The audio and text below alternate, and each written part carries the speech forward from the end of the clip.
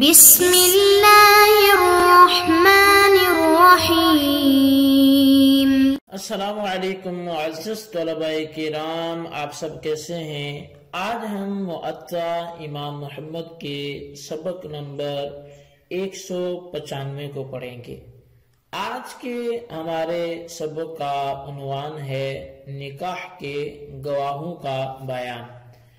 آج کے سبق میں ہم سمجھیں گے کہ نکاح کے گواہ کیسے ہونے چاہیے،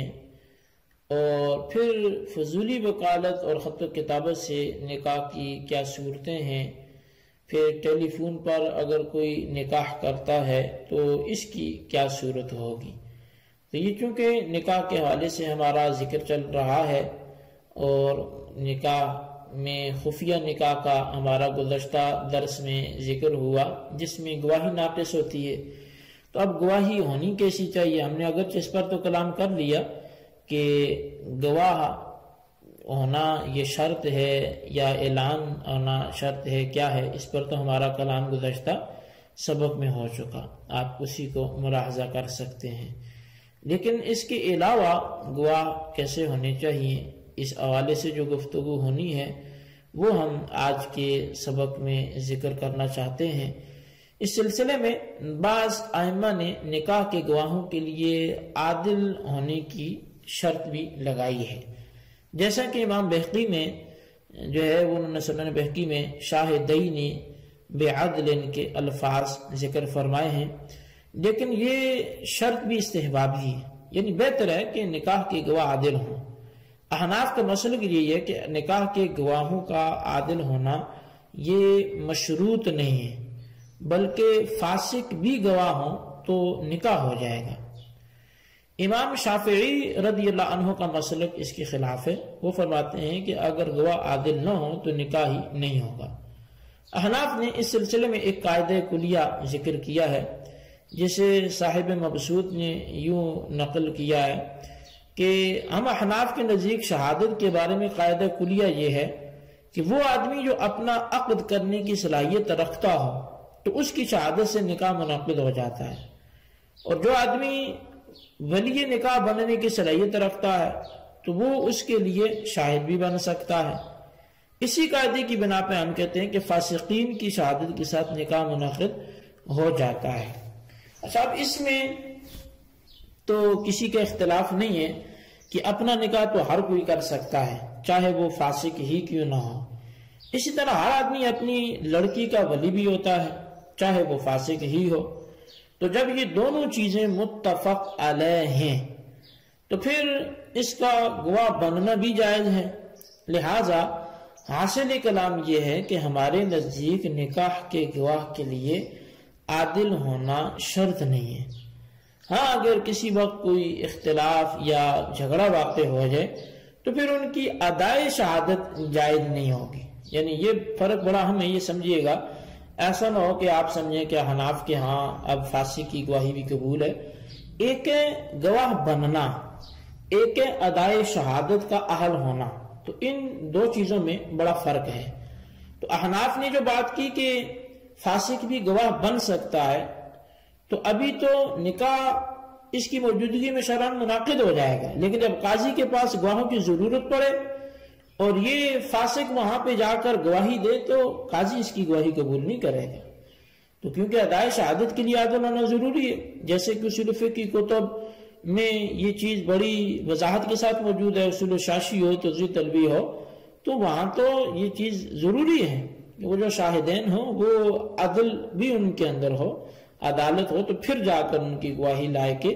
عمل اور قبولیت کے قابل ہوگی۔ لیکن وہ ادائیگی ہے، ان کی موجودگی میں نکاح کا انعقاد جو ہے وہ بار صورت ہو جائے گا۔ اچھا، اب فقہائے احناف نے غائب آدمی کے نکاح کی دو صورتیں بیان فرمائی ہیں۔ جو غائب کے نکاح صحیح ہونے کی ہیں وہ دو صورتیں ہیں۔ ایک یہ ہے کہ غائب اپنی طرف سے کسی کو وکیل کرے جو اس کی طرف سے قبول کرے، اور دو گواہ اس کے قبول اور عورت کے ایجاب کو سنیں۔ اس طرح ایجاب و قبول دونوں ایک ہی مجلس میں ہوئے اور دو گواہ سنیں گے بھی تو نکاح ہو جائے گا۔ دوسری صورت یہ ہے کہ ایک فضولی نے ایجاب یا قبول دو گواہوں کے سامنے کیا اور عورت نے بھی دو گواہوں کی موجودگی میں اسی مجلس کے اندر ایجاب یا قبول کر لیا۔ اب چونکہ فضولی بااختیار نہ تھا، اس لیے جس کی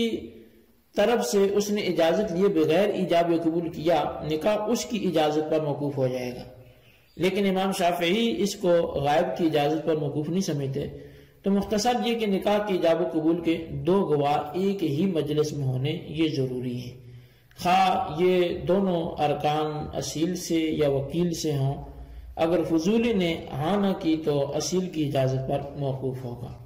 اچھا، علامہ سرخسی رحمۃ اللہ علیہ اسی جگہ پر مزید وہ تفصیل لکھتے ہیں اور وہ فرماتے ہیں کہ اللہ تبارک و تعالی کے ارشاد نبی علیہ السلام کے لیے یا ایھا الرسول بلغ کے تحت تبلیغ رسالت پر فرمایا کہ نبی علیہ السلام معمور تھے۔ یہ ذمہ داری آپ نے کبھی بذریعہ خط و کتابت اور کبھی زبان اقدس سے سر انجام دی۔ آپ نے بہت سے سربراہان مملکت کو خطوط کے ذریعے دعوت دین دی، لہذا جس طرح بذریعہ خط و کتابت تبلیغ کامل اور تبلیغ تام کا آپ نے فریضہ ادا کیا، اسی طرح نکاح میں بھی خط و کتابت کو ذریعہ بنانا یہ درست ہے۔ ہاں، وہ صورت کہ جب کسی غائب نے کسی عورت کو خط لکھا جس میں اس نے شادی کی بات کی تھی، عورت مذکورہ نے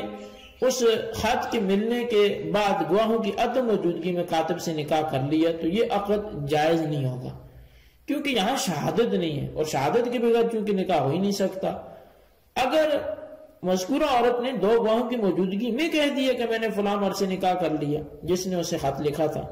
تب بھی نکاح نہیں ہوگا، کیونکہ صورت مذکورہ میں دو گواہوں نے صرف بیوی کی طرف سے قبول کرنا تو سنا ہے، لیکن مرد کی طرف سے ایجاب تو نہیں نہ سنا، حالانکہ میاں بیوی دونوں کی طرف سے دو گواہوں کا ایک ہی مجلس میں ایجاب و قبول سننا یہ شرط ہے۔ ہاں، ایک صورت جواز کی بن سکتی ہے کہ عورت نے خط پڑھ کر گواہوں کو سنایا جس میں ایجاب یا قبول موجود تھا، اور عورت نے اس کے فوراً بعد گواہوں کی موجودگی میں کہا کہ میں نے اس کاتب کا جو پیغام ہے وہ قبول کیا اور میں اس کو اپنا خاوند تسلیم کرتی ہوں،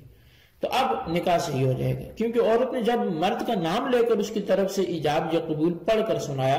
تو گواہوں نے یہ سن لیا، اور جب عورت نے اپنی ہاں بھی کہہ دی تو بھی گواہوں نے سنی، لہٰذا ایک ہی مجلس میں ایجاب و قبول دونوں پائے جانے اور سنے سنائے جانے کی وجہ سے یہ والا جو نکاح ہے وہ جائز ہو جائے گا۔ تو بہرحال یہ ایک غائب کے حوالے سے گفتگو تھی اور فضولی اور وکالت اور خط و کتابت سے نکاح کے متعلق جو صورتیں تھی ان کا ذکر تھا۔ اچھا، آخر میں ٹیلی فونک جو نکاح ہے، فون پر نکاح جی، اب اس کے حوالے سے کیا حکم ہے؟ تو دیکھیں، جو ہم نے ابھی گزشتہ تحقیق کی ہے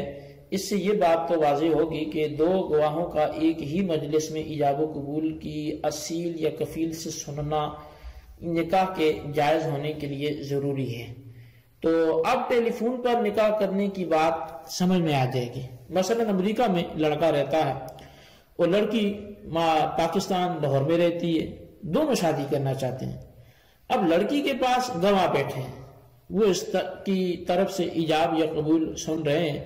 لیکن ٹیلی فون پر کہنے والے لڑکے سے کہا کہ تم نے فلاں عورت کو اپنی زوجہ تسلیم کیا، تو وہ جواب دیتا ہے کہ ہاں تسلیم کیا، تو نکاح نہیں ہوگا۔ اس کی وجہ یہ ہے کہ ایجاب و قبول کا ایک ہی مجلس میں ہونا اور گواہوں کا اسی مجلس میں سننا نکاح کے لیے یہ شرط ہے، کیونکہ صورت میں شرط پوری ہو گئی ہے۔ تو لہٰذا ہم حناف کے نزدیک قانون اور قاعدہ کے لیے یہ ہے کہ ہر وہ شخص جو اپنا نکاح خود کرنے کی صلاحیت رکھتا ہے وہ نکاح کا گواہ بھی بن سکتا ہے، جو خود نکاح کرنے کی صلاحیت رکھتا ہے وہ نکاح کا گواہ بھی بن سکتا ہے، اور اس کی گواہی سے نکاح منعقد ہو جاتا ہے۔ اور ہر وہ شخص جو نکاح میں ولی بننے کی صلاحیت رکھتا ہے وہ اس نکاح میں گواہ بننے کی صلاحیت بھی رکھتا ہے۔ اسی قانون کے پیش نظر ہم کہتے ہیں کہ دو فاسق گواہوں کی موجودگی میں نکاح منعقد ہو جاتا ہے۔ امام شافعی علیہ رحمہ کے نزدیک منعقد نہیں ہوتا، ان کی دلیل نبی علیہ السلام کا یہ قول ہے کہ ولی کے بغیر نکاح نہیں ہے، لا نکاح الا بولی، کہ ولی کے بغیر نکاح نہیں ہے، اور یہ بات ابھی مکمل نہیں ہوئی، اور نہ ہی دو عادل گواہوں کے بغیر نکاح ہے۔ تو اب کیونکہ نبی علیہ السلام نے ولی اور 2 گواہوں کا یہ ذکر ضروری فرما دیا، تو اس لیے یہ امام شافعی رحمۃ اللہ علیہ وہ فرماتے ہیں کہ عادل ہونا بھی ضروری ہے۔ تو ہم اس کے جواب میں کہتے ہیں کہ اس حدیث پاک میں شہادت اور عدالت کا ذکر مطلقاً کیا گیا، جسے ہم نے ذکر کیا، لہذا ہم مطلق اور مقید دونوں پر عمل کرتے ہیں۔ اس کے ساتھ ساتھ عدالت کا ذکر اس بات کے مقام میں نکرہ کی صورت میں کیا گیا، جس کا تقاضا یہ ہے کہ کسی بھی قسم کی عدالت ہونی چاہیے، اور یہ عدالت اعتقاد کی حیثیت والی موجود ہے، اور در حقیقت اس مسئلے کی بنیاد اس بات پر ہے کہ ہم حناف کے نزدیک فاسق گواہ بننے کا اہل ہے۔ رہا یہ کہ اس کی گواہی قبول کیوں نہیں کی جاتی، تو اس کی وجہ وہ جھوٹ کی تہمت کا پایا جانا ہے، اور جب فاسق گواہ حاضر ہو اور ایجاب و قبول سن رہا ہو تو پھر جھوٹ کا پایا جانا یہ مشکل ہے۔ تو بہرحال جو احناف نے قاعدہ پیش کیا ہے اس پر شافعی المسلک حضرات کا بھی اتفاق ہے، فاسق کا جب اپنا نکاح ہو سکتا ہے تو وہ نکاح کا گواہ کیوں نہیں ہو سکتا۔ اسی طرح جب ولی فاسق ہو تو اس کی ولایت مسلم ہے لیکن اس کا گواہ بننا تسلیم نہیں ہے، تو فاسق کے گواہ بننے کی صلاحیت کے ضمن میں جو ہے وہ ایک سوال اٹھتا تھا، اگر یہ درست ہے تو پھر اس کی گواہی کیوں قبول نہیں کی جاتی؟ تو اس کا جواب علامہ سرخسی وغیرہ نے دیا کہ گواہ بننا اور گواہی کا قبول نہ کیا جانا یہ 2 مختلف باتیں ہیں، ہم اس کے گواہ بننے کی بات کر رہے ہیں۔ رہا یہ کہ اس کی گواہی قبول کیوں نہیں ہوتی، اس کا جواب یہ ہے کہ فاسق جب کسی واقعہ یا خبر کی شہادت دیتا ہے تو اس میں جھوٹ کی آمیزش کی تہمت موجود ہے، یعنی ہو سکتا ہے کہ اس نے خبر میں کس بیانی سے کام لیا، لیکن نکاح کے وقت وہ کوئی خبر نہیں دے رہا بلکہ وہ دیکھ اور سن رہا ہے۔ اس کے دیکھنے سننے میں اور عادل کے دیکھنے سننے میں کوئی فرق ہی نہیں ہوتا، اس لیے اس کی موجودگی میں مذکورہ تہمت کا امکان ہی نہیں ہے، تو اس لیے گواہ بننے کی صلاحیت تو یہ رکھتا ہے لیکن گواہی ادائیگی کی صلاحیت نہیں رکھتا۔ امام شافعی نے جس حدیث سے استدلال فرمایا اس میں لفظ عدل نکرہ ہے جو عموم عدالت کو چاہتا ہے، اور گواہی میں کسی قسم کی عدالت کے پائے جانے کا تقاضا کرتا ہے، تو ہم حناف بھی فاسق میں عقیدہ و نظریہ کی عدالت کے پائے جانے کے قائل ہیں، اسی لیے کافر گواہ کی گواہی درست نہیں ہے۔ دوسری بات یہ ہے کہ ہم نے جو حدیث پیش کی تھی لا نکاح الا بشہود، یہ مطلق ہے، اور امام شافعی کی پیش کردہ حدیث مقید ہے، کیونکہ ہماری پیش کردہ حدیث میں شہود کے ساتھ عادل ہونے کی قید نہیں ہے، اور ان کے پیش کردہ جو حدیث ہے اس میں اس کی قید موجود ہے، تو ہم مطلق پر بھی اور مقید پر بھی عمل کرتے ہیں۔ اچھا، اب یہ دونوں پر عمل کیسے ہوتا ہے؟ تو وہ اس طرح کہ نکاح میں مطلق گواہ ہونے ضروری ہیں، فاسق بھی مطلق گواہ کا ایک فرد ہے، عدالت پر بھی عمل ہے کہ ہم اس کے لیے مومن ہونا شرط قرار دیتے ہیں جو اعتقادی عدالت ہے۔ تو خلاصہ یہ ہے کہ فاسق کے گواہ بننے کے لیے ہم نے حدیث کے اطلاق سے استدلال کیا ہے اور اس کو 2 قواعد کلیہ سے مضبوط کیا ہے، اور پھر امام شافعی والی روایت مقیدہ کا ہم نے انکار بھی نہیں کیا، اس پر عمل کیا ہے، لہٰذا ثابت ہوا کہ حناف کا مسلک نقل و عقل سے ثابت ہے۔ نقل پر اس طرح کے حدیث مطلق اور مقید دونوں پر عمل ہے، اور عقل سے اس طرح کے قواعد و ضوابط اس کی تائید کرتے ہیں، لہٰذا مسلک یا حناف کی اصل احادیث محض اجتہاد یا رائے پر اس کا مدار نہیں ہے۔ تو بہرحال جی یہ ہمارا آج کا سبق تھا، اس کو آپ نے اچھی طرح سمجھنا ہے کہ ایک ہے نکاح کے وقت گواہ ہونا، اور جس کا کام فقط سننا اور دیکھنا ہے، چاہے جائے کہ وہ عادل ہو نہ ہو، اس سے احناف کے ہاں نکاح میں کوئی فرق نہیں پڑتا۔ اور ایک ہے کہ بوقت نکاح جو ہے وہ عادل ہی بندہ گواہ میں موجود ہو، تو یہ جو شرط ہے یہ احناف کے ہاں معتبر نہیں ہے، اس لیے کہ اس کا عادل ہونا یا نہ ہونا سننے دیکھنے پر اثر نہیں ہوتا، البتہ ادائیگی کا جب وقت آئے گا پھر عادل ہونا ضروری ہے کہ اگر یہ فاسق ہوگا تو کس میں کا احتمال ہوگا ادائے شہادت میں جو عیب کو پیدا کرے گا۔ تو بہرحال یہ ہمارا آج کا سبق تھا، اس کو آپ اچھی طرح سمجھیں، اس کے خلاصے کو اپنے رجسٹر پر لکھیں۔ اللہ تعالیٰ سے دعا ہے جو کچھ ہم نے پڑھا سنا سے یاد رکھنے کی توفیق نصیب فرمائے، آمین بجاہ النبی الامین صلی اللہ علیہ وسلم۔